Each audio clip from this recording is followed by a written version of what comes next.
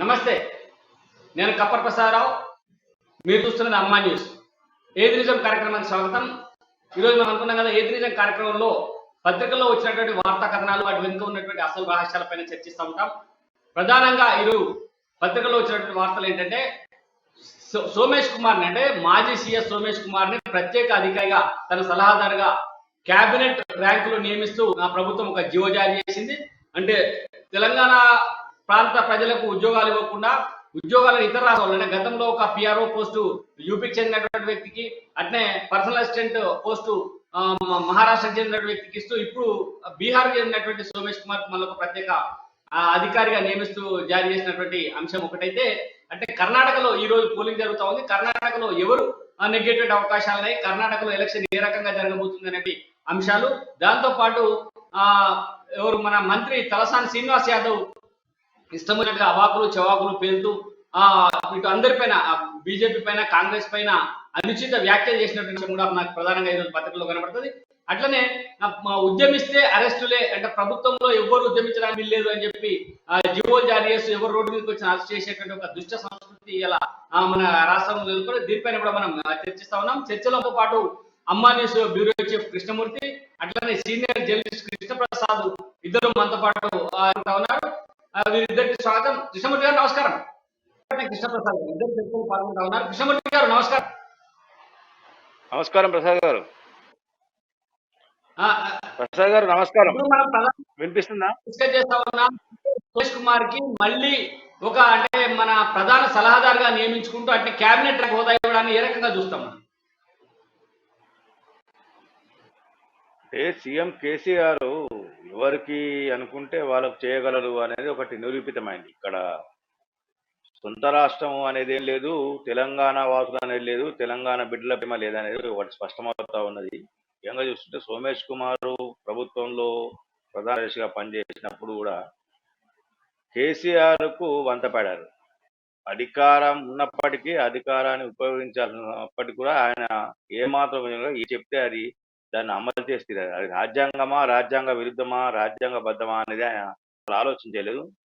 అదే ఆ విధేయతే ఆయనకి ఇప్పుడు పనికి వచ్చిందని చెప్పొచ్చు. గతంలో అధికారులు ప్రభుత్వ ప్రధాన కార్యదర్శిగా ఉన్న సమయంలో ఆయన చేసినటువంటి కేసీఆర్ నచ్చినాయి కాబట్టి ఆయన తీసుకున్నారు. ధరణి లాంటి ఇబ్బందులు, ప్రజలకు ఇబ్బందులకు గురి చేసేటువంటి కొన్ని పథకాలను, ఆయన కొన్ని కార్యక్రమాలను బలవంతంగా ప్రభుత్వంలో అమలు చేయించి చూపించారు. దానికి బదులుగా, దానికి బహుమతిగా ఇది ఇచ్చారని చెప్పచ్చు. ఒకటి ఏంటంటే, గతంలో కూడా రాష్ట్ర ప్రభుత్వము అనురాగ్ శర్మ, రిటైర్డ్ డీజీపీ అనురాగ్ శర్మను కూడా ప్రభుత్వ సలహాదారుగా నియమించుకున్నారు. అంటే ఆయన కూడా నికేతరుడే, తెలంగాణ వాసి కాదు. అయితే ప్రభుత్వ వాదన మాత్రం, అంటే ఐఏఎస్, ఐపీఎస్గా వాళ్ళు సుదీర్ఘకాలం దాదాపుగా 30-33 సంవత్సరాలు పనిచేసి పదవి విరమణ చేసిన నేపథ్యంలో వారి అనుభవాన్ని రాష్ట్ర ప్రభుత్వానికి, రాష్ట్ర ప్రజల సంక్షేమం, అభివృద్ధి కోసం వాళ్ళ అనుభవాన్ని వినియోగించి వాళ్ళ సలహాలు, సూచనలు, వాళ్ళ అభిప్రాయాల మేరకు ప్రజలకు పాలన అందిస్తామని పాలకులు చెప్పినప్పుడు, చెప్తున్నప్పటికీ దీని వెనుకాల ఉన్నటువంటి మర్మం మాత్రం వేరే. ఎవరు తనకు విధేయులుగా ఉంటారు అనేది మాత్రమే ఇక్కడ నడుస్తున్న కార్యక్రమం. మొన్న కూడా మనం చూసాము, కేసీఆర్ వ్యక్తిగత కార్యదర్శిగా మహారాష్ట్రకు చెందిన యువకుని నియమించారు. తెలంగాణలో వీళ్ళు లేరా అంటే ఉన్నారు, కానీ వీళ్ళు తెలంగాణ వాసులు ప్రశ్నించేందుకు రోజు రోజుకు తెలంగాణలో ప్రశ్నించే తత్వం పెరిగినప్పుడు దీన్ని మనము నివారించాలి, అడ్డుకట్ట వేయాలి. కృష్ణమూర్తి లైన్ లో ఉండండి. కృష్ణప్రసాద్ చెప్పండి, అంటే సీఎస్ సోమేష్ కుమార్ ను మళ్ళీ ఒక, అంటే కేబినెట్ ర్యాంక్ హోదా ఇస్తూ ప్రభుత్వంలో సాగించడం, అంటే గతంలో ఆయన ఇక్కడ సీఎస్ గా పనిచేసినప్పుడు ఆయన నిబంధనలకు విరుద్ధంగా, అంటే ఆయన ఆంధ్రప్రదేశ్ కేడర్ అధికారి కాబట్టి నిబంధనలకు విరుద్ధంగా ఇక్కడ ఉండడం సరికాదని చెప్పి కోర్టు ఇచ్చిన తీర్పు మేరకు ఆయన ఆంధ్రాకు బదిలీ చేసింది. అక్కడ పోయిన తర్వాత రిజైన్ చేసి, అంటే బీఆర్ఎస్ తీసుకొని మళ్ళీ వచ్చి తెలంగాణలో జాయిన్ కావడం, అంటే ఆయన తెలంగాణలో దాచుకున్నటువంటి ముళ్ళు ఏంది, ఆయనకి ఉండడానికి ఎందుకు అంత ఉత్సాహం చూపిస్తున్నారు దీనిపైన మాట్లాడారు. అయితే ముందుగా ప్రత్యూష సిన్హా కమిటీ ఏం చేసిందంటే, ఆ తెలంగాణ ఆంధ్ర బైఫర్కేషన్ టైంలో ఈయనను ఆఫీసర్ గా నియమించడం జరిగింది. ఈయనకు బేసిక్ గా ఆ, కోర్టుల మీద నమ్మకం ఉండదు. కోర్టు వ్యవస్థ ఈ సిస్టమ్ మీద నమ్మకం లేదు. ఇది ఏం చేసినట్టే క్యాట్ మధ్యంతర ఉత్తర్వులతోటి మళ్ళీ తెలంగాణలో కంటిన్యూ అవ్వడానికి ఉత్తర్వులు తీసుకుని వచ్చి 22 వరకు కంటిన్యూ అవ్వడం జరిగింది. కల్పించుకొని ఇక్కడ పనిచేసే అవకాశం లేదని చెప్పి నన్ను ఇక్కడి నుంచి పంపించేసి ఇంట్లో పనిచేసే అవకాశం ఆ, అవ- ఆ, పనిచేయాల్సిన అవసరాన్ని తెలియజేసి అతను ఏపీ గవర్నమెంట్ రిపోర్ట్ చేయడం జరిగింది. ఈయన ప్రతిభ ఆల్రెడీ ఇక్కడ అక్రమాలు అన్యాయాలు ఇక్కడ బేసిక్ గా గవర్నమెంట్ పూర్తి తప్పుదో పట్టించి ఇక్కడ ప్రజలు ఏ విధమైనటువంటి ఈయనకు ఆ ప్రేమ రాకపోవడం వల్ల అక్కడ కంప్లీట్ పోస్టింగ్ ఇవ్వలేదు. ఈయన రిటైర్మెంట్ తీసుకొని బీఆర్ఎస్ పార్టీ కార్యక్రమాల్లో పాల్గొని మళ్ళీ వెనక్కి వచ్చి ఇప్పుడు వంతపాడడం జరుగుతుంది. ఈ క్రమంలో కేసీఆర్ నేచర్ ఏంటంటే అనంగులు విధేయత ఎవరికైతే ఉంటుందో వాళ్ళకే పదవులు లభిస్తాయి తప్ప వీళ్ళు ప్రజల పట్ల అవగాహన ఉన్న అధికారులు అని చెప్పి ఆయన ఎప్పుడు ఈ 9 ఏళ్లలో కనపడలేదు. బేసిక్ గా ఈయన రావడం సంకేతంగా భావించవచ్చు. అంటే మనము ఇక్కడ ఉన్నటువంటి ప్రభుత్వ పథకాల మీద ఇతని ద్వారా కంట్రోల్ చేస్తూ ఇక్కడ ఉన్నటువంటి ప్రతి ఆఫీసర్ అడ్మినిస్ట్రేటివ్ ఆఫీసర్ కూడా పనిచేయకుండా ప్రతిదీ కూడా సిఎస్ సోమేష్ కంట్రోల్ పెట్టి అడ్లాయించాలనేది కేసీఆర్ యొక్క వ్యూహం అయి ఉండొచ్చు. బహుశా మేబీ ఇప్పటికైనా మనం ఆలోచించి ఇలాంటి ప్రతి చోట జరుగుతూనే ఉన్నాయి. కేసీఆర్ ఇక్కడ ఒక టిఎస్పిఎస్సి నిర్వీర్యం చేసిరు, నిరుద్యోగం ఎక్కువైపోయింది. రెండో వైపు అధికారులు అంత తెలంగాణేతరులను ఎప్పుడైతే కేసీఆర్ మీద ఉద్యమాలు చేసి తెలంగాణ ఉద్యమాన్ని నిర్మించి తెలంగాణ సాధించుకున్న కేసీఆర్ తెలంగాణేతరులను తీసుకొచ్చి మన మీద అధికారులుగా మన ప్రభుత్వ డబ్బు తెలంగాణ సొమ్ముతో వాళ్ళకు లబ్ధి చేకూర్చే విధంగా పూర్తిగా ఆక్షేపణీయము. కాబట్టి సిఎస్ సోమేష్ కుమార్ ఇక్కడ మద్యం పాలసీలను రూపొందించిన వ్యక్తి, ఇక్కడ ఉన్నటువంటి కంప్లీట్ అక్రమాలకు సంబంధించి పూర్తి కాబట్టి అతన్ని నియమించడం ద్వారా లబ్ధి పొందాలనేది ఒక ఆలోచన మనకు కనపడుతుంది ఇక్కడ. కృష్ణమూర్తి గారు ఇందాక కృష్ణప్రసాద్ గారు చెప్తున్నారు అట్నే ఇక్కడ మనకు సిఎస్ గా శాంతి కుమార్ ఉంది. ఇక్కడ ఉండబడేటువంటి ఐఏఎస్ ఆఫీసర్లు సిఎస్ తో సహా అందరూ ఒక ఆందోళన చెందుతున్నది ఏంటంటే ఈయన మళ్ళీ ఒక దాన్ని ఏమంటారు మన అధికారికంగా అంటే మొత్తం ఆయననే చెలాయిస్తాడేమో, సిఎస్ ది నడిచేటువంటి అవకాశం లేదు, అధికారులది నడిచేటువంటి అవకాశం లేదు అనేటువంటి ఒక అనుమానం వ్యక్తమవుతుంది. ఇది ఎంతవరకు? ఖచ్చితంగా రాజకీయాలలో కేసీఆర్ ఏ రకంగా అయితే శాసించేందుకు నిర్ణయించుకున్నారో అధికారిక పరంగా ప్రభుత్వ కార్యక్రమాల్లో కానీ అంటే అడ్మినిస్ట్రేటివ్ బ్యూరోక్రాట్స్ దీనికి సంబంధించి మొత్తంగా ఆయన హెడ్గా ఉండి ఎవరు ఏం చేయాలి, ఎవరు ఎలా వ్యవహరించాలి, ఎవరు ఏ నిర్ణయం తీసుకోవాలి అనే విషయాన్ని సిఎస్ కుమార్ భవిష్యత్తులో శాసించే అవకాశం తప్పకుండానే. దీంట్లో ఎవరికి ఎటువంటి అనుమానం లేదు. సీఎం కోరుకున్నది కూడా అదే. రాజకీయాల మీద ఏదైతే వాళ్ళు పట్టు సాధించారో అదేవిధంగా పాలన మీద సోమేష్ కుమార్ పట్టు ఇచ్చేసి అప్పుడు రాష్ట్రాన్ని పాలించాలి అని నిర్ణయించారు. అంటే మొత్తాన్ని చూస్తుంటే ఇటు అధికారిక పరంగా బ్యూరోక్రాట్స్ కానీ పాలిటిషియన్స్ కానీ మొత్తంగా వాళ్ళు చెప్పిన విధంగా వినాలి, వాళ్ళు కనుసన్నలో ఉండవాలి, వాళ్ళు చెప్పిందే వేదం అనే విధంగా సాగించాలనే నిర్ణయంతో ఈ నిర్ణయం స్పష్టం అవుతా ఉన్నది. దీంట్లో ఎవరికి ఎటువంటి అనుమానాలు లేవు. వారికి క్లీన్స్ కూడా లేదు. ఎందుకంటే ఆయన దాదాపు 100 సార్లు కోర్టు ధిక్కరణకు పాల్పడినటువంటి వ్యక్తి, కోర్టు తీర్పులను అమలు చేయనటువంటి వ్యక్తి. అంటే ప్రధానంగా ఆయన పైనటువంటి ఆరోపణలు ఏంటంటే రెవెన్యూ శాఖ కూడా పూర్తిగా ఈయన దగ్గరనే పెట్టుకొని ధరణిని ఇంప్లిమెంటేషన్ చేయడం, ధరణి అటర్ ఫ్లాప్ స్కీమ్ గా ఇప్పుడు మనకు రాష్ట్రంలో కనబడతా ఉంది. ధరణి అనేటువంటి పథకాన్ని తేవడం వల్ల మొత్తంగా రాష్ట్రంలో ఉండబడేటువంటి 80% మంది రైతులు చాలా ఇబ్బందులలో ఉన్నారు, భూములు ఉన్న చాలా ఇబ్బందులలో ఉన్నారు, వేదన ఇస్తా ఉన్నారు. మరి ఇలాంటి పరిస్థితులలో ముఖ్యమంత్రి గారికి అసలు విషయాలు అర్థం కాక ఆయన అట్నే ఉంచుకుంటున్నాడా, లేకపోతే ఇట్నే ఉండాలి రైతాంగం లేకపోతే రైతులు అందరూ ఇదే పరిస్థితుల్లో ఉండాలి అనేటువంటి ఉద్దేశంతో సిఎస్ఎం కొనసాగిస్తున్నాడు? ఏమనుకోవచ్చు అసలు ఈయన మీద ప్రత్యేకమైనటువంటి ప్రేమ అభిమానం దేనికోసం? అభిమానం ఏం లేదు, ప్రేమ ఆయన మీద ఓన్లీ ప్రజల మీద కాదు అభిమానం. అది వాళ్ళ స్వార్థ ప్రయోజనాల కోసం మీదనే అభిమానం, ప్రజల మీద కాదు, ప్రజల సమస్యల పరిష్కారం కోసం కాదు, ప్రజల ఇబ్బందులను తొలగించేందుకు అసలుకే కాదు. ఇది ఓన్లీ వాళ్ళ స్వార్థం కోసం, వాళ్ళ ప్రాపకం కోసం పనిచేసే వాళ్ళు మాత్రమే కావాలి, కానీ మిగతా వీళ్ళకి అసలు లేదు. ప్రజల గురించి అసలు పట్టించుకునే పాపానం పోవట్లేదు. మీరు అన్నట్టుగా కోర్టు దిక్కన పాల్పడ్డారు. అంబేద్కర్ రాజ్యాంగాన్ని స్ఫూర్తిగా తీసుకొని పనిచేస్తున్నటువంటి అంబేద్కర్ ఆశగా తీసుకొని పనిచేసినటువంటి ప్రభుత్వము సోమేష్ కుమార్ ఎలా నియమిస్తుంది? కోట్లను, 100 కోట్లు, 100 సార్లు కోర్టు మొట్టికాయలు వేసింది. ఆయనకు ఇస్తారు, మళ్ళీ వేసుకున్నాడు, మళ్ళీ రివోక్ చేసుకున్నాడు. చివరకు ఆయన ఏపీ కేడర్కు వెళ్ళాలి, ఏపీకి వెళ్ళాలి అని కోర్టు తోటి ఇక్కడే ఉన్నాడు.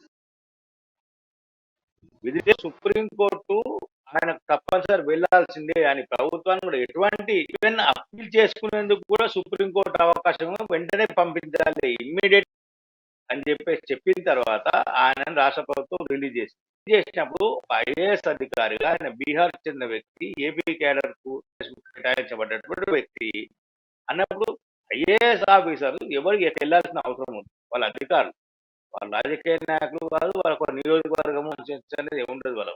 వాళ్ళు ఎక్కడికైనా వెళ్ళాలి. మరి నిజంగా ఉన్నా కానీ ఆయన కరెక్ట్ గా రాజ్యాంగబద్ధంగా పనిచేస్తున్నారు అనుకున్నప్పుడు ఐఏఎస్ ఆఫీసర్ గా ఏపీకి వెళ్ళి పనిచేయాలి కదా. ఉన్న స్వల్పకాలం, దాదాపు తెలిసి ఒక 1 year ఉన్నట్టు, మొత్తం 10 కాలం కూడా ఎక్కువ లేదు ఏపీలో. అంటే ఆయన 1 సంవత్సరం ఏపీలో పనిచేస్తాను కూడా ఇష్టపడలేదు ఆయన. అట్లాంటి వ్యక్తి వచ్చి మళ్ళీ నువ్వు తెలంగాణలో కూర్చొని పెట్టుకుని నెత్తినెక్కించుకుంటే ఏమనుకోవాలి? అంటే ప్రజలు ఏమనుకోవాలి?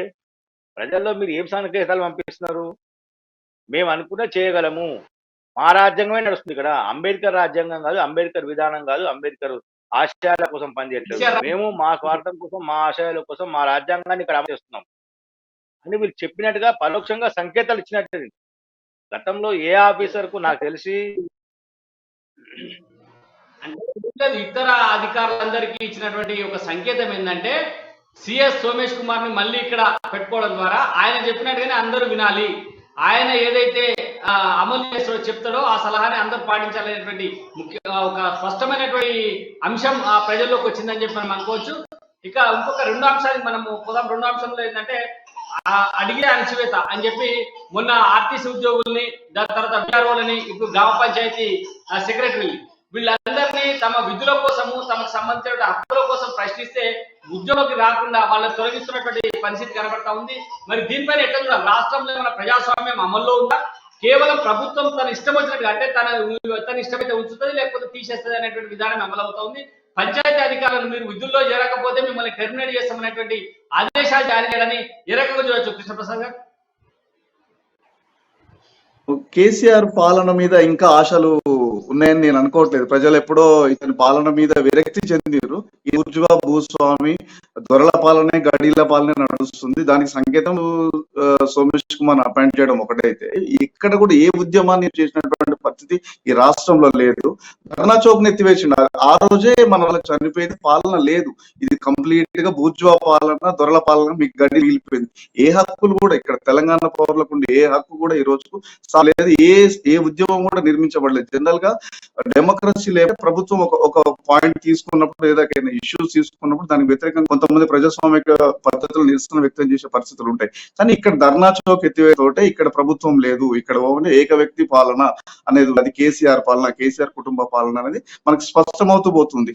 ఇది అంటే వీళ్ళు ధర్నాల ద్వారా, ఉద్యమాల ద్వారా ఈ ప్రభుత్వంలో హక్కులు సాధించుకుంటాం, లేకపోతే వాళ్ళకి సంబంధించిన సౌకర్యాలు ప్రభుత్వాన్ని మెడలు వంచి ఏర్పరచుకుంటాం అనేది అది పూర్తిగా అవాస్తవం. ఎందుకంటే ఈ ప్రభుత్వంలో అది జరగదు. ఎందుకంటే ఈయనకు డెమోక్రసీ మీద నమ్మకం లేదు. ఈయనకు అణచివేత మీద మాత్రమే నమ్మకం ఉంది. ఈయనకు ఉద్యమాలను, ఎందుకు ఉద్యమ నేపథ్యంలో ఈయన ఉద్యమాలు చేస్తున్నాడు అని చెప్తున్న సందర్భంలో కూడా ఇతను ఒకవైపు, అంటే ఇతను స్పిరిట్ పర్సనాలిటీ అంటారు. అంటే ఇతనిలో ఒక అపరిచితుడు డాక్టర్ ఏంటంటే ఈ ఉద్యమాలు రేపు నా మీద కూడా చేసే సందర్భంలో ఆలోచించుకొని ఉండి ఉంటాడు. దీనికి ఏం చేయాలని చెప్పి అప్పుడే వ్యూహరచన చేసుకొని, ఈ రోజు ఎవరైనా ప్రజాస్వామికంగా తమ నిరసనలు వ్యక్తం చేస్తే వాళ్ళు పోలీసుల్ని అడ్డుపెట్టి ద్వారానే ఉద్యమాలు అణచివేసే ఒక విధానాన్ని ఏర్పరచుకొని, ఈ రోజు కూడా ఈయన నిజంగా మన డెమోక్రసీ ఉంది అనుకుంటే మనకు ఓపెన్ గా ధర్నా చౌక్ ఓపెన్ అయి ఉండాలి కదా.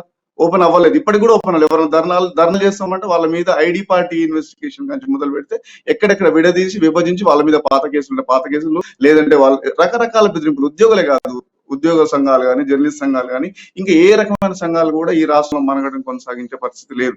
దీనికి ఇప్పటికైనా తెలంగాణ ప్రజానీకం ఆలోచించి ఈ ధరల పాలన పోవాలనేది ఖచ్చితంగా మనం ఓటు ద్వారానే చూపెట్టాలి. ఇతనికి మన ధర్నాలు, ఈ రాష్ట్ర రూపాయలు ఇటు నమ్మకం లేదు.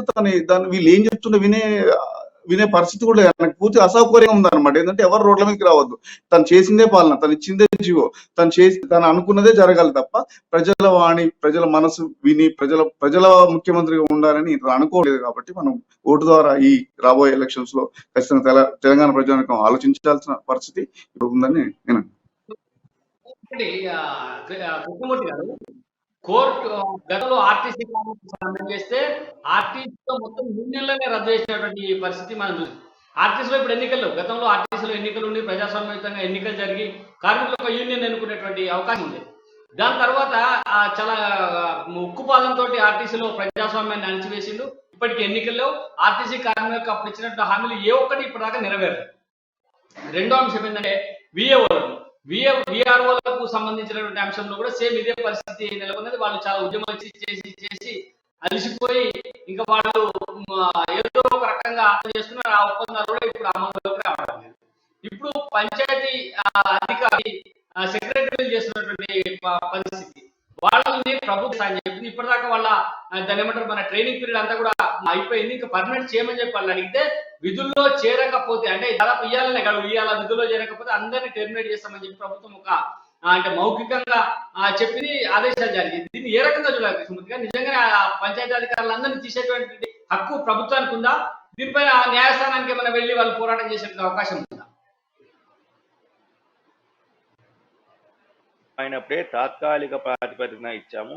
ప్రభుత్వ నిబంధనలను ఉల్లంఘిస్తే మిమ్మల్ని ఉద్యోగాల నుంచి తొలగించే హక్కు ప్రభుత్వానికి ఉందని చెప్పేసి ఒక క్లాజ్ అయితే ఉందో, టర్మ్స్ అండ్ కండిషన్స్ నిబంధనలలో పెట్టారు.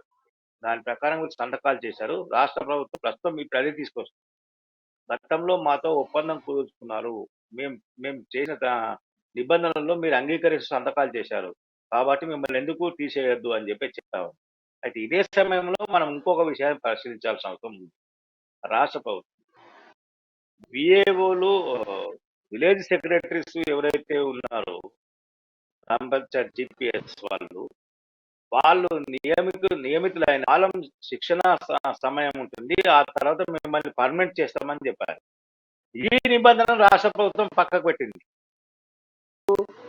మేము నిబంధనలకు విరుద్ధంగా పనిచేసి మనం తొలగించవచ్చు అని చెప్పి సంతకం పెట్టిన విషయం రాష్ట్ర తెరపైకి తీసుకొచ్చు. అంటే రాష్ట్ర ప్రభుత్వము శిక్షణ పూర్తిగా కొంతకాలానికి మేము పర్మనెంట్ చేస్తాము అన్న విషయాన్ని మాత్రం ఇక్కడ ప్రస్తావించట్లేదు దీని విషయంలో. అయితే రేపు కోర్టుకు వెళ్ళినా, కోర్టుకు వెళ్ళినా ప్రభుత్వానికి అనుకూలంగానే కోర్టు కూడా నిర్ణయం తీసుకునే అవకాశాలు చాలా మెండుగా ఉన్నాయి. ముఖ్యంగా చూసుకుంటే అంటే ప్రభుత్వంలో ఎక్కడ కూడా మేము ఇక్కడ వాళ్ళు నిబంధన టర్మ్స్ అండ్ కండిషన్స్ లో వీళ్ళు ఎక్కడ కూడా మేము పలానా ఈ టైంకు అని చెప్పలేదు. మౌఖికంగా చెప్పినప్పటికీ ఎక్కడ కూడా వీళ్ళు లిఖితపూర్వకంగా ఇవ్వలేదు. కానీ దాంట్లో ఆ టర్మ్స్ లో మేము ప్రభుత్వ నిబంధన ఉల్లంఘిస్తే, ప్రభుత్వ ఆదేశాలను పట్టించుకోకపోతే మమ్మల్ని ఉద్యోగాలను తొలగించవచ్చు అనే నిబంధన ఉంది. దాన్ని మాత్రమే తెరపైకి తీసుకొస్తున్నారు. ఇక్కడ ఆ యొక్క పాయింట్ మాత్రమే, ఆ ఒక పాయింట్ మాత్రమే రాష్ట్ర ప్రభుత్వం హైలైట్ చేస్తూ ఎవరైతే సమ్మెలో ఉన్నారో వాళ్ళకు నోటీసులు అతికించడము, నోటీసులు పంపించడం, వాళ్ళ నోటీసు సర్వ్ చేయడం కార్యక్రమానికి ముమ్మరం చేసింది.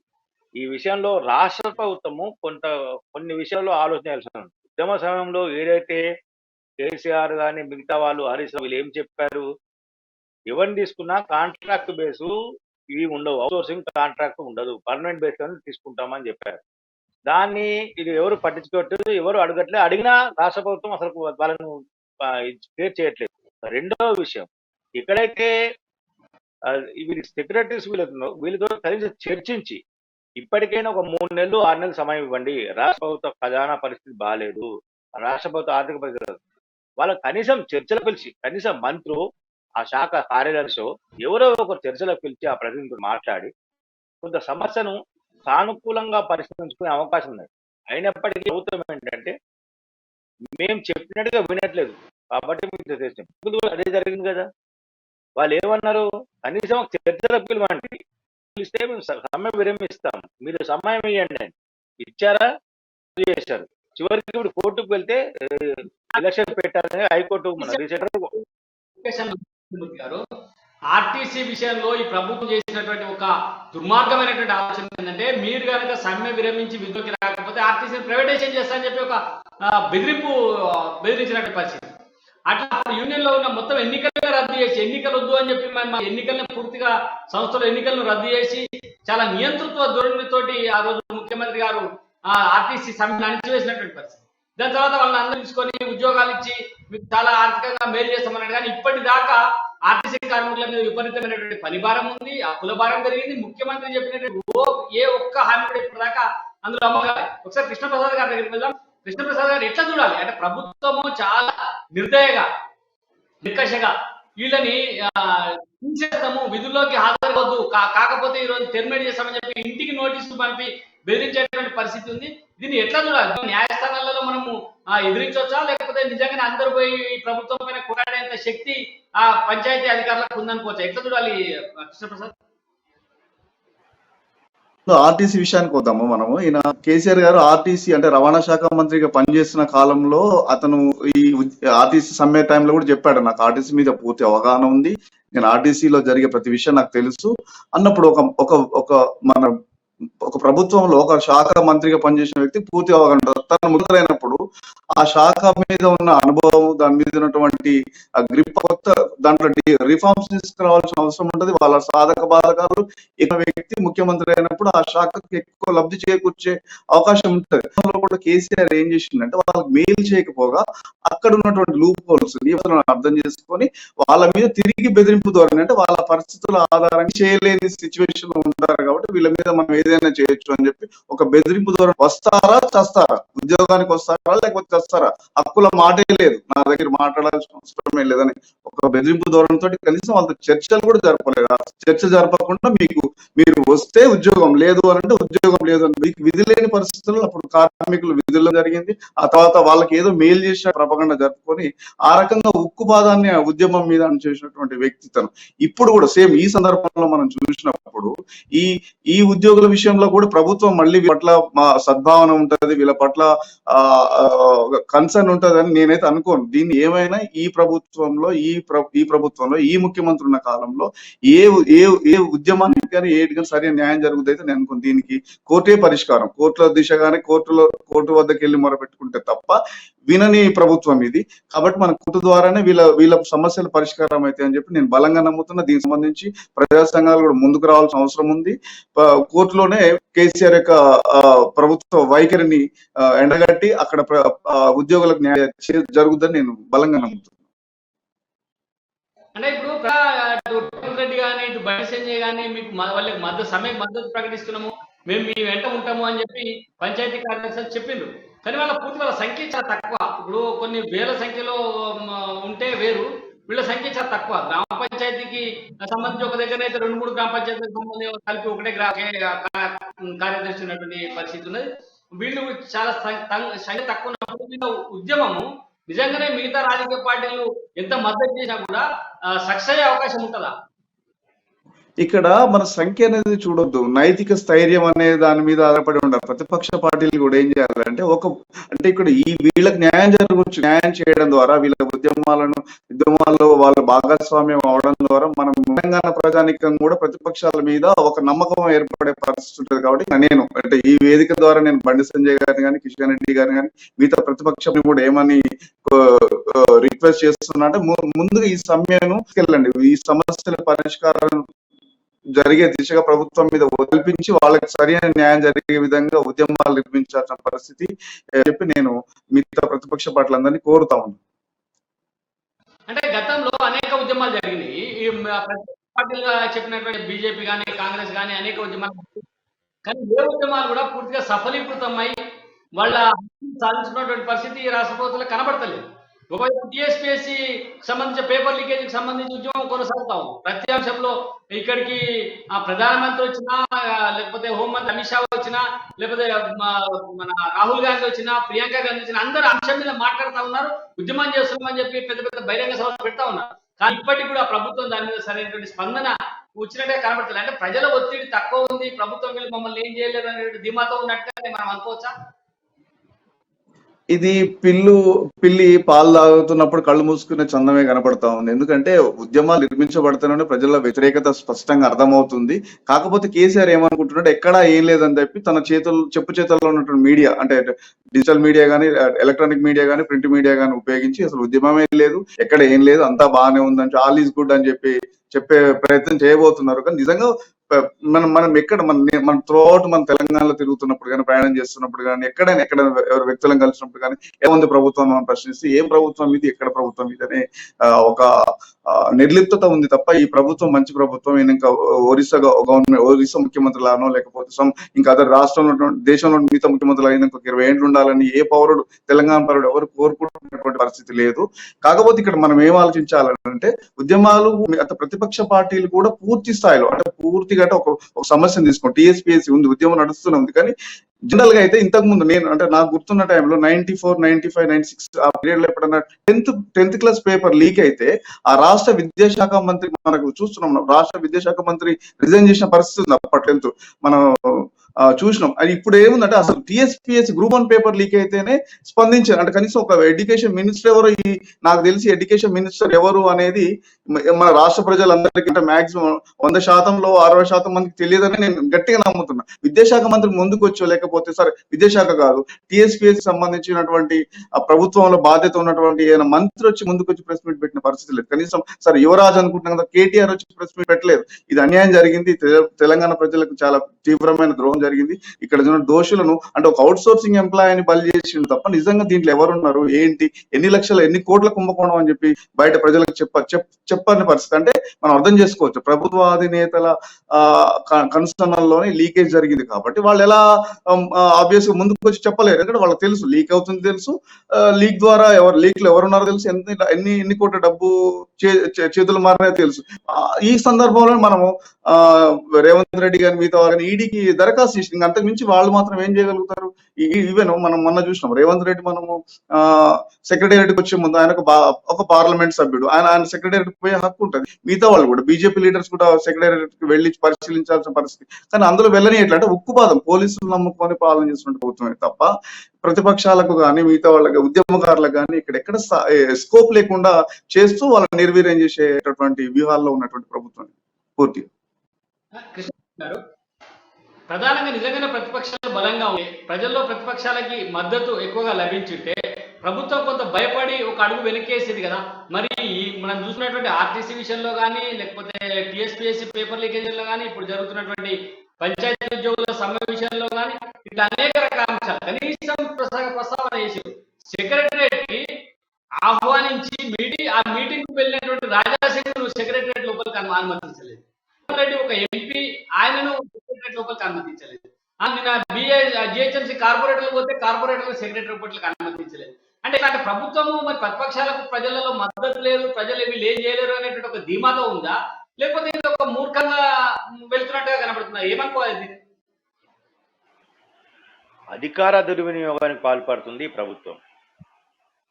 పోలీసులను అడ్డం పెట్టుకొని ఏమి లేదు అంతా బాగుంది అని మసిబుసి మారడికాయ చేసి ప్రజలను నమ్మించేందుకు ప్రయత్నం చేస్తుంది తప్ప వాస్తవానికి ప్రజారంజక పాలన లేదు, సమస్యల రహిత నిర్ణయాలు కూడా లేవు.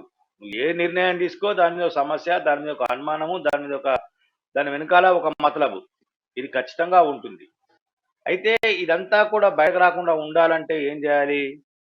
పోలీసు యంత్రాంగం, పోలీసు శాఖ తను చేయాల్సిన పని చేయట్లేదు, కేవలం రాజకీయ కాపలా మాత్రమే చేస్తా ఉన్నది కానీ ఇంకొకటి ఏం లేదు. తాజాగా మనం ఇప్పుడు నిన్న వెలుగులోకి వచ్చినటువంటి ఉగ్రవాద వ్యక్తులకు కొంతమంది అరెస్ట్ చేశారు హైదరాబాద్. ఇక్కడ నుంచి మధ్యప్రదేశ్ నుంచి వచ్చినటువంటి పోలీసులు వచ్చి ఇక్కడ హైదరాబాద్ లో ఇస్లామిక్ తీవ్రవాదులు ఉన్నారు అని, ఎక్కడ ఉన్నారు ఏంటి అని చెప్పి ఇక్కడ ఇంటెలిజెన్స్ పోలీసు చెప్పేంత వరకు కూడా వీళ్ళకి అసలు తెలియదు ఏం జరుగుతుంది, ఎక్కడ ఉందని. వాస్తవానికి రాష్ట్ర ఇంటెలిజెన్స్ ఉండాల్సింది అక్కడ తీవ్రవాద సంస్థల మీద నిఘా, వాళ్ళ కదలికల మీద ఎప్పటికప్పుడు సమాచారం సేకరించే పని.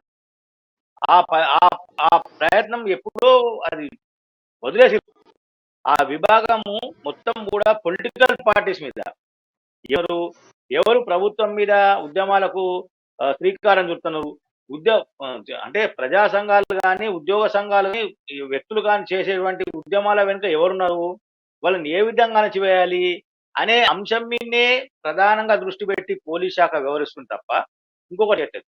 అసలు ఎవరు చేయాల్సిన పని వాళ్ళు చేసి ఎవరికి ఇవ్వాల్సిన వాళ్ళకి ఇచ్చేస్తే, అంటే ఎవరి అధికారాలు వాళ్ళకి ఇచ్చేస్తే, ఎవరు చేయాల్సిన పని వాళ్ళకి అప్పగిస్తే ఈ సమస్యలు ఉండవు. రాష్ట్రంలో జీపీఎస్లు గ్రామ పంచాయత్ సెక్రటరీలు చేస్తా ఉన్నారు సమ్మె. వాళ్ళ సమ్మె చాలా చిన్నది, ప్రభుత్వం అనుకుంటే ఒక క్షణంలో చేసేటువంటి పని అది. కానీ కావాలని తమకు బానిసలుగా ఉండాలి, తమను ప్రశ్నించొద్దు, తమను అడగద్దు, తమ ముందు తల ఎత్తుకొని మాట్లాడొద్దు అనే విధానంతో వ్యవహరిస్తున్నందునే ఇవన్నీ సమస్యలు తా ఉన్నాయి. నిన్న ఆర్టీసీ సమస్య కానీ, మొన్న విఆర్ఓ విఏఓల సమస్య కానీ, ఇప్పుడు జీపీఎస్ల సమస్య కానీ, ఏ సమస్య వచ్చినా ఏదైనా కానీ దేనికైనా ఒక పరిష్కారం ఉంటుంది. కూర్చుండి మాట్లాడితే పరిష్కారం అయితే ఎవరైనా దానికి ఒప్పుకుంటారు, కొంచెం సమయం పడినా ఒప్పుకుంటారు. మా అంటే ఈ ప్రభుత్వం ఇప్పుడు ఇంకొక 6 నెలల్లో టర్మ్ పూర్తయిపోతుంది. మాకు 3 నెలల సమయం అయిన తర్వాత ఎలక్షన్లు వస్తాయి, అప్పుడు చెప్పొచ్చు వీళ్ళు ఒకవేళ చేయొద్దనుకుంటే. మీరు మంచి అంశాన్ని చర్చకు తెచ్చిండ్రు. ఒకటంటే ఇది మనకు నెక్స్ట్ ఇదే అంశం మీద మనం చర్చించేటువంటి అవకాశం ఉండే. ప్రధానంగా ఇందాక మీరు ఒక మంచి మాట చెప్పారు, పోలీసులు రాజకీయ రక్షణగా మాత్రమే వస్తా ఉన్నారు. అంటే అధికార పార్టీకి, ప్రభుత్వానికి కదా, అధికార పార్టీకి రాజకీయ రక్షణ ఉంటా ఉన్నారు. ఎందుకంటే ఎక్కడన్నా మనం చూస్తా ఉన్నాం, టీఆర్ఎస్ వాళ్ళు కంప్లైంట్ చేస్తే వెంటనే యాక్షన్ తీసుకుంటారు, మిగతా వాళ్ళు కంప్లైంట్ చేస్తే యాక్షన్ ఉండదు.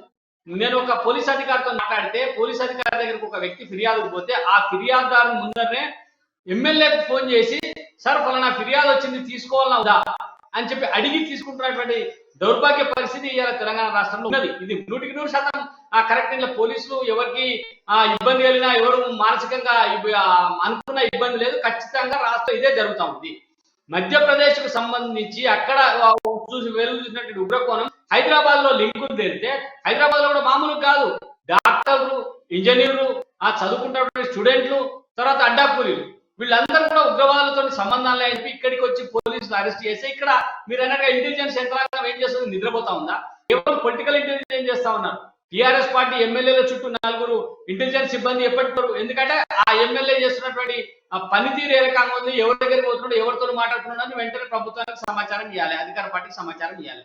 ఇట్లా ఇంటెలిజెన్స్ వ్యవస్థ పూర్తిగా కౌంటర్ ఇంటెలిజెన్స్ అంతా కూడా కేవలం రాజకీయ పరమైనటువంటి సమాచార సేకరణకి నిమగ్నమైనట్టుగా మనకు కనబడతాం. కృష్ణప్రసాద్ గారు చెప్పండి, హైదరాబాద్ కు ప్రతి దగ్గర మన భారతదేశంలో ఎక్కడ ఏ ఉగ్రవాదానికి సంబంధించిన అంశం ఏర్పడా ఆ లింక్ వచ్చి మళ్ళీ హైదరాబాద్ తో లింక్ అవుతా ఉంది.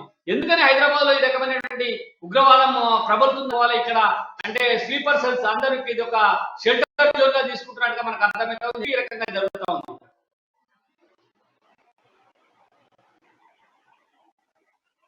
కృష్ణప్రసాద్ గారు చెప్పు సార్.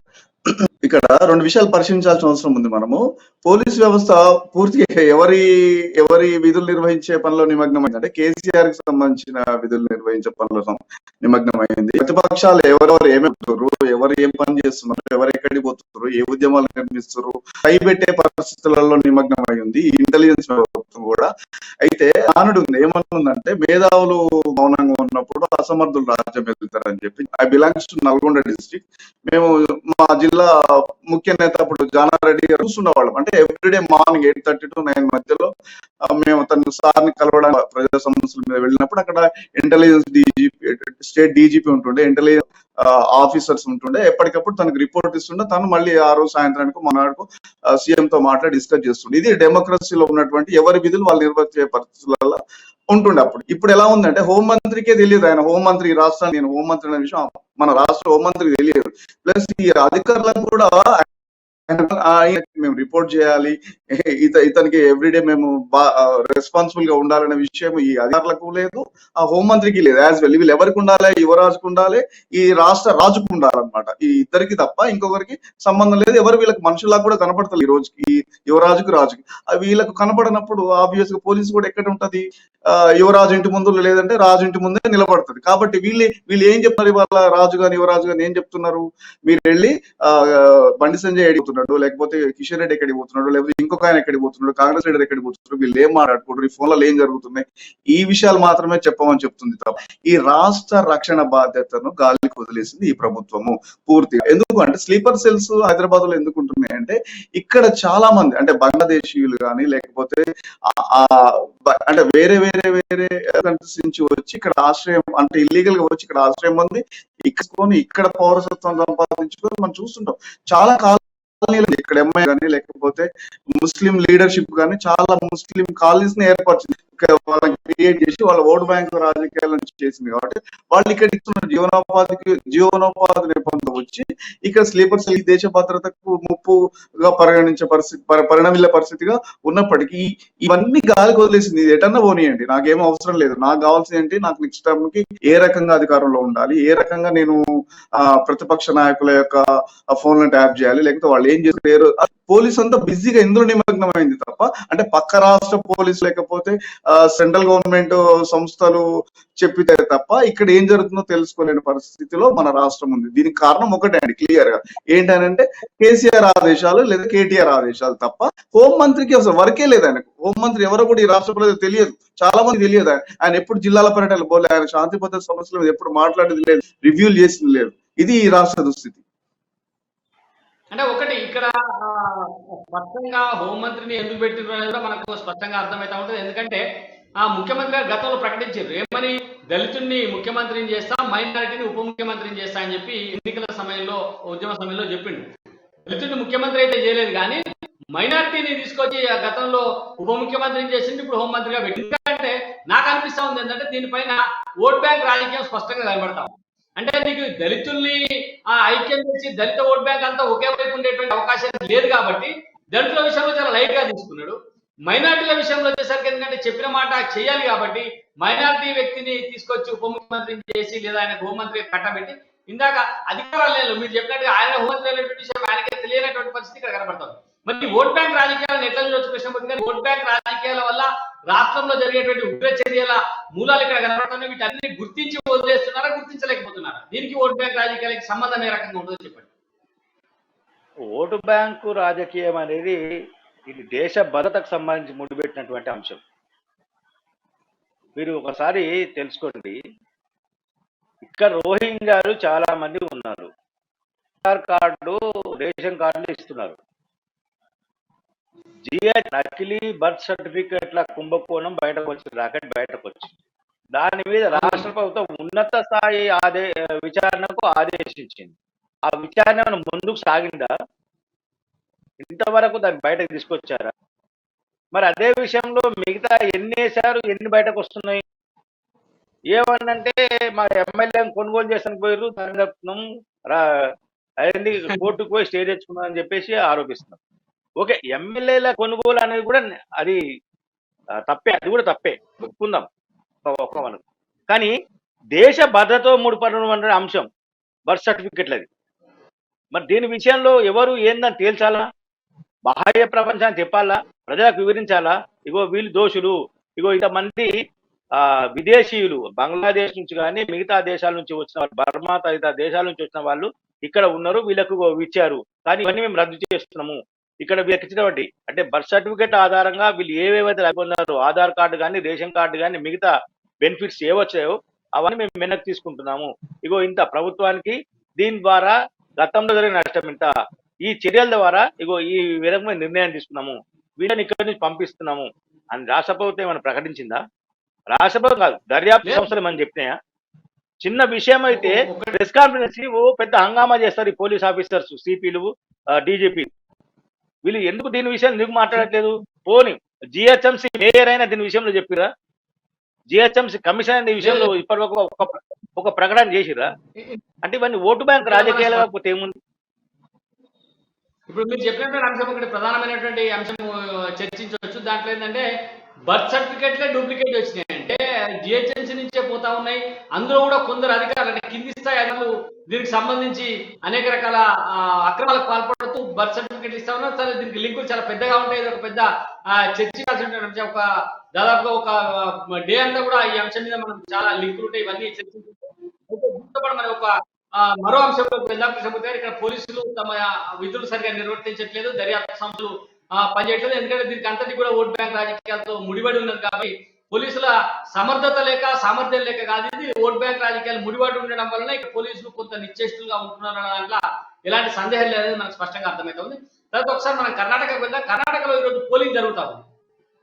కర్ణాటకలో దాదాపుగా కాంగ్రెస్ అండ్ బీజేపీ ఈ రెండు పార్టీలు కూడా నువ్వా నేనా అన్న రీతిలో అక్కడ సర్వేలన్నీ కొన్ని బీజేపీకి కొన్ని కాంగ్రెస్ కి ఇస్తా ఉన్నాయి. నువ్వా నేనా అన్నటువంటి రీతిలో అక్కడ ఉంది. సందట్లో సడన్ అయ్యేలాగా జేడీఎస్ పార్టీ కూడా కింగ్ మేకర్ అయ్యేటువంటి అవకాశాలు లేని చెప్పి మనకు రిపోర్ట్లు వస్తున్నాయి. మరి జేడీఎస్ తో అనుబంధం ఉండి జేడీఎస్ ను ప్రోత్సహించినటువంటి టీఆర్ఎస్ పార్టీ, బీఆర్ఎస్ పార్టీ కర్ణాటకలో పోయి ఇక్కడ ప్రచారం చేసింది. కానీ రేపు కర్ణాటకలో ఇప్పుడు ఎన్నికలు ఏ రకంగా ఉండబోతున్నాయి, ఫలితాలు ఏ విధంగా ఉండేటువంటి విషయాలపైన మనం మాట్లాడదాం. కిషోర్ గారు చెప్పండి, ఈ రోజు కర్ణాటకలో ఎన్నికలు జరుగుతూ ఉన్నాయి. కర్ణాటక పరిస్థితి ఏ రకంగా ఉంటుంది? మరి బీజేపీకి ఉండే మైనస్ ఏంది, కాంగ్రెస్ ఉండే మైనస్ ఏంది, మీరు ఒకసారి చెప్పండి. కర్ణాటకలో ఈరోజు పోలింగ్ జరుగుతుంది. కృష్ణమూర్తి గారు, కర్ణాటకలో కర్ణాటకలో ఈరోజు పోలింగ్ అయితే జరుగుతూ ఉన్నది. ఇప్పటికున్నటువంటి సర్వేలలో కాంగ్రెస్ కే కొంత 5-10 అధిక సీట్లతోటి కొంత కాంగ్రెసే అధికారంలోకి వస్తుందన్న సర్వేలు మాత్రం చెప్తా ఉన్నాయి.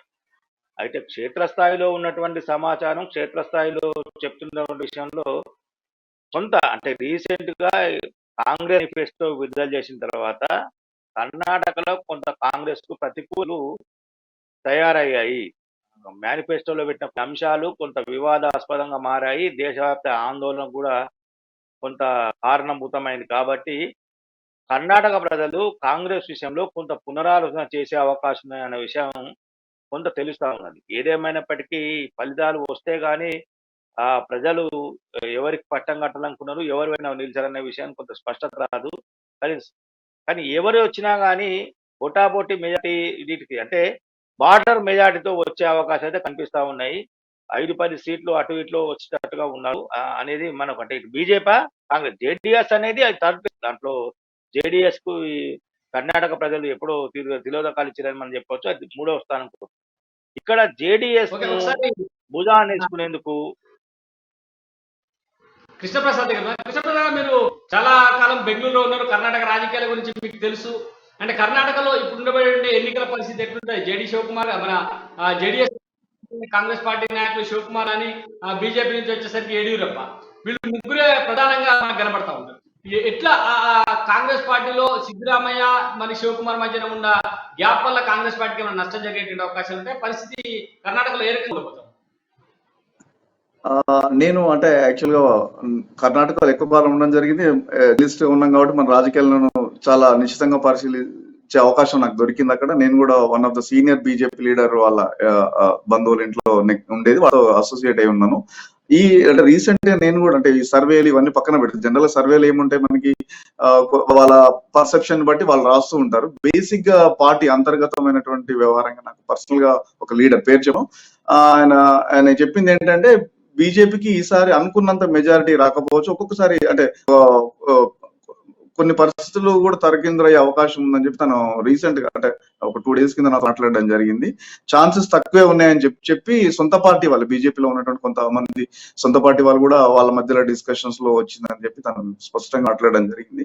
అయితే ఈ క్రమంలో మనకు కొన్ని విషయాలు అనుకోవచ్చు. అంటే బజరంగ్ దళ్ మీద నిషేధం అనేది పూర్తిగా కాంగ్రెస్ మీద ఒక తీవ్ర వ్యతిరేకత వచ్చే పరిస్థితి ఏర్పడుతుంది. అంటే బజరంగ్ దళ్ అనేది ఎందుకు నిషేధించారో చెప్పాలి, అంటే కాంగ్రెస్ పార్టీ చెప్పాల్సిన అవసరం ఉంది. ఈ రోజు చాలా పెద్ద తప్పిదం అది. బజరంగ దళ నిషేధిస్తామో అని చెప్పి ఏ రకంగా చెప్తారు మీరు? అంటే బజరంగ దళ నిషేధిస్తామో అని అంటే హనుమాన్ టెంపుల్ కూల్చేస్తామన్నట్టు. హనుమాన్ టెంపుల్ కూల్చేస్తామంటే రాముల వారి గుళ్ళు, రాములకు సంబంధించిన టెంపుల్స్ లేకుండా చేస్తాం అన్నట్టు. అంటే ఎక్కడైతే రాముల వారి గుడి ఉంటుందో అక్కడ హనుమాన్ టెంపుల్ ఖచ్చితంగా ఉంటుంది ఆబ్వియస్ గా. అంటే మీరు బజరంగ ఏం చేస్తుంది ఈ దేశంలో? అంటే ఉగ్రవాదాన్ని ప్రేరేపిస్తుందా, లేకపోతే ప్రజలలో బాంబులు పెడుతుందా, లేకపోతే ఇంకేం చేయబోతుంది బజరంగ దళ? ఏం చేస్తుందంటే ప్రజలలో భక్తి భావాన్ని, సచ్చీలతను ఇవన్నీ నేర్పిస్తూ పోతారు. బజరంగ దళ మన నిశ్చితంగా పరిస్థితి వాళ్ళ యాక్షన్ ఏముంటాయి అని అంటే చాలా స్పష్టంగా ఈ హనుమత్ జయంతిని కానీ మన దేశం కండక్ట్ చేస్తూ ఉంటది. అలాగే సంబంధించినటువంటి ఏ విధమైన ఉద్యమం మరి ఓకే. ఆ, ముస్లిం కంట్రీస్ లో కూడినటువంటి సంస్థలు పోల్చి రెండింటిని ప్యారలల్ గా నిషేధిస్తామని చెప్పడం అనేది చాలా పెద్ద తప్పిదం. అంటే కాంగ్రెస్ తన చేజేతులారా స్వయంకృతాపరాధం అని చెప్పి అధికారంలో రాకపోవడానికి ఇవాళ ప్రజలలో కూడా బజరంగ దళం నిషేధించాల్సినంత అవసరం అయితే నాకు కనపడలేదు. అక్కడ ప్రజలు కూడా అభిప్రాయం ఉన్నారు. కాబట్టి ఆ, ఈ యాంగిల్ లో చూసినప్పుడు మనకు బీజేపీకి ఎడ్జ్ ఉంటుందని నేను అనుకుంటున్నాను. ఓకే. అంటే ప్రధానంగా ఇక్కడ మనకు అర్థమైందంటే సర్వేలు కూడా కాంగ్రెస్ కు అనుకూలంగా ఉన్నాయి. కాంగ్రెస్ పార్టీ కొంత ముందంజలు ఉండేటువంటి అవకాశం ఉంది అనేది స్పష్టంగా సర్వేలు అని చెప్పి చాలా ఇలా మనకు ఎన్నికలు అయిపోయిన తర్వాత పోస్ట్ దీనికి సంబంధించి మన సర్వేలు కూడా వస్తాయి కాబట్టి మా ఎట్లా ఉంటుందని పూర్తిగా తెలుస్తుంది. ఏమైనప్పటికీ కాంగ్రెస్ పార్టీ యొక్క బజరంగ దళ విషయంలో కొంచెం తప్పటాడు వేయడం వల్ల మంచి ఆపర్చునిటీ కోల్పోయింది అనేటువంటి మాట చాలా మంది చెప్తున్నారు. సరే చూద్దాం, ఇంకా 13వ తారీఖు నాడు రిజల్ట్స్ ఉన్నాయి. ఏ పార్టీకి అధికారంలోకి వచ్చే అవకాశాలు ఉన్నాయో స్పష్టంగా ఆ రోజు మనకు అర్థమవుతుంది. ఇది ఈ రోజు ఎదిరించే కార్యక్రమం. మళ్ళీ రేపు ఎదిరించే కార్యక్రమంలో మళ్ళీ కలుద్దాం. అంతవరకు సెలవు. ఈ కార్యక్రమంలో పాల్గొన్నటువంటి కృష్ణమూర్తి గారికి, కృష్ణప్రసాద్ గారికి ప్రత్యేకంగా కృతజ్ఞతలు. నమస్తే.